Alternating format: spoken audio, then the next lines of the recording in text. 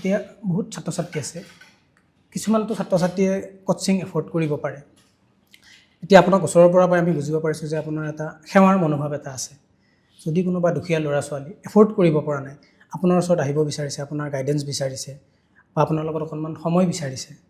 আপুনি সেইখিনি দিব চেষ্টা কৰিবনে ছাৰ আৰু কিদৰে তেওঁলোকক আপুনি সেই সকাহটো দিব সেই দুখীয়া শ্ৰেণীৰ ল'ৰা ছোৱালী যিখিনিয়ে আগবাঢ়ি আহিব পৰা নাই হয়তো অৰ্থৰ অভাৱত টকাৰ অভাৱত তেওঁলোকক আপুনি কিদৰে সহায় কৰিব এতিয়া এটা বহুত বহুত এটা গভীৰ টপিক এটা হয় এতিয়া প্ৰথম আছে যে সাপোজ বহুত দুখীয়া শ্ৰেণীৰ মানুহ আছে হা এতিয়া এপিএছচিটো চাওক 2 বছৰ মূৰত এবাৰ হয় আৰু সেইবাৰ যদি ক্লিয়াৰ নকৰে আৰু 2 বছৰ এটা বিপিএল ফেমিলি দুখীয়া ফেমিলি এটাৰ ল'ৰা ছোৱালী পেৰেণ্টছে এফৰ্ড কৰিব পাৰিবনে 4 বছৰ মই বাৰু কোচিংটো ফ্ৰীকে দি দিলোঁ অ'কে ছাৰ তেওঁ এই গ্ৰেজুৱেশ্যন পাছ কৰাৰ পিছত ঘৰত এটা জব নকৰি তেওঁ বহি পঢ়ি থাকিবলৈ এফৰ্ড কৰিবনে নোৱাৰে অসম্ভৱ চ' সেইকাৰণে তেওঁলোকক অকল কোচিং দিয়াৰ বাদেও মই তেওঁলোকক কওঁ যে আপোনালোকৰ স্কিল কিবা আছে নেকি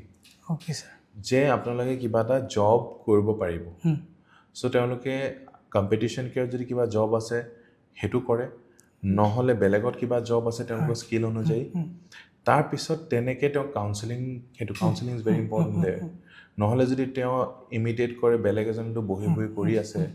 আৰু তেওঁতো ঘৰত কণ্ট্ৰিবিউট কৰা প্ৰেছাৰো আছে তেতিয়া কেনেকুৱা ধৰণৰ জব কৰিব সেইটো কাউন্সেলিং দিয়াটো ইম্পৰ্টেণ্ট হয় কাৰণ কি তেওঁ যদি এনেকুৱা এটা জব কৰে য'ত পইচা বেছি কিন্তু খাটিব লাগিব বেছি তেতিয়া তেওঁ কেতিয়াও জীৱনৰ লক্ষ্য উপনীত হ'ব নোৱাৰিব সেইকাৰণে মই তেওঁক কাউন্সেলিং কৰোঁ যে এনেকুৱা এটা জব যিটোত আপোনাৰ পঢ়িবলৈও টাইম পায়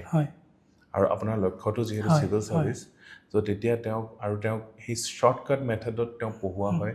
যে কি কৰিলে আপোনাৰ কাৰণ সময় বহুত কম আছে চ' আপুনি ৱৰ্কিং প্ৰফেশ্যনেল হয় ৱৰ্কিং প্ৰফেশ্যনেল হ'লে আপোনাৰ বেলেগবিলাকতকৈ আপুনি বেলেগকৈ প্ৰিপেয়াৰ কৰিব লাগিব চ' তেনেকৈ তেওঁ